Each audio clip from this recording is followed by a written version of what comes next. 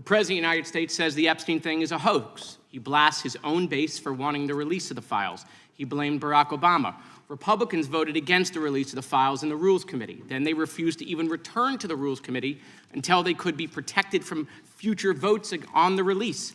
Speaker Johnson sends Congress home a day early before break. They sent the Deputy Attorney General to meet with Maxwell. She says something favorable about the president. Miraculously, she gets transferred to a minimum security facility. No one can explain why. Miraculously, the leaks to the Wall Street Journal stop. We come back from break. We have the Massey discharge petition. Republicans drop a rule, a non-binding resolution trying to kill the Massey discharge petition. The White House says passing the Massey discharge petition is a hostile act. Trying to stop the necessary 218 signatures, according to Republican members that signed it, the White House brought them into the Situation Room, you know, the place where the president goes for time of war, promising things like appropriations or maybe even to primary them. People in the room say you were there. It didn't work. We get the 218 signatures. We eventually passed the Massey petition. You guys didn't release the files. You were forced by Congress, every member of the House except one, and the entire Senate. The reason the president signed it is because it was a veto-proof majority. We can't agree on anything, and yet the entire House but one member and the whole Senate forced the administration to release the files.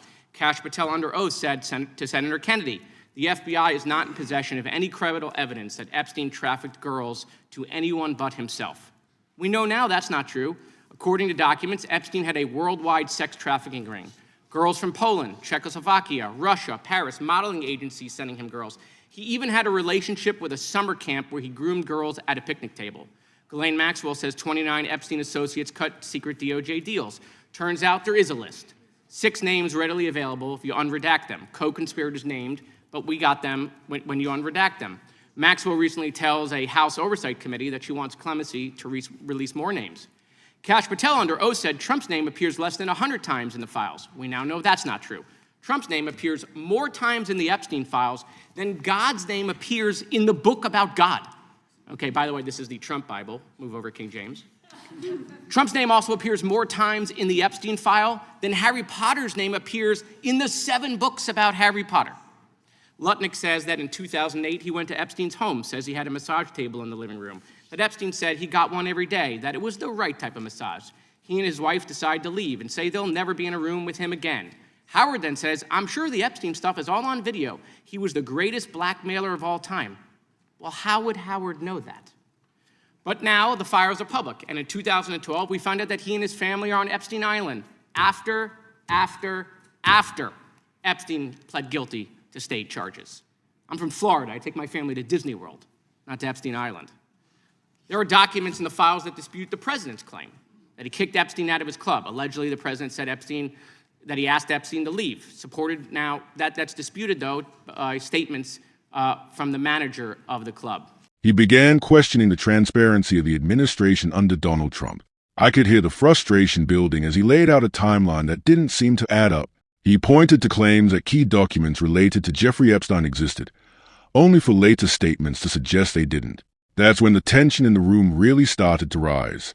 Moskowitz walked through what he described as a series of contradictions.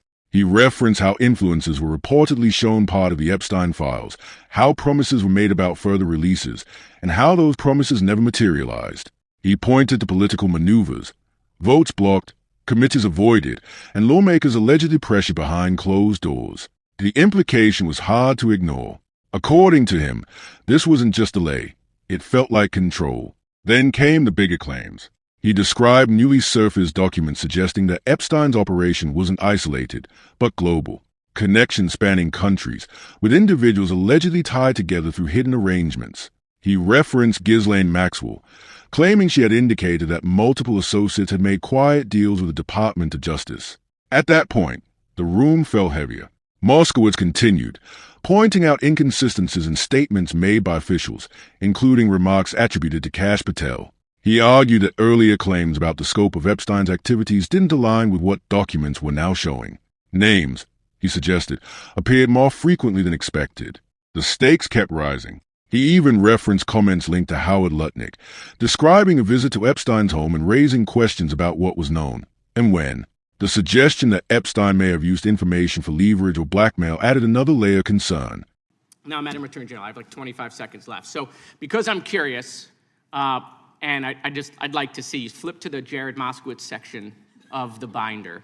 I'm interested to see what staff provided on the oppo on me, and because we're in the Olympics, I'm going to give it a grade. I just want to see how good it is. So give me your best one. So first of all, nothing is funny about mocking the Bible and holding up a Trump Bible. That's what you did. You made a joke, and I find offense to that. That's all I have to say. I want it from the burn book. Shame. I want it from the burn book. Which is the best one? What you got? Has expired. The gentleman from Wisconsin is recognized. By now, the hearing no longer felt routine. It felt like a confrontation with implications far beyond the room. And then, just as quickly, the tone shifted again. With only seconds left, Moskowitz changed direction. He asked Attorney General Bondi to turn to a section about him in the files, almost jokingly calling it a burn book and saying he wanted to grade it.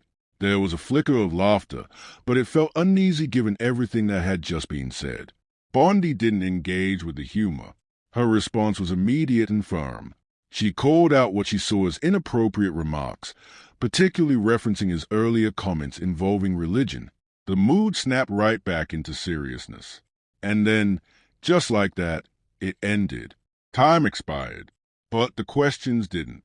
What stayed with me wasn't just the exchange between Jared Moskowitz and Pam Bondi.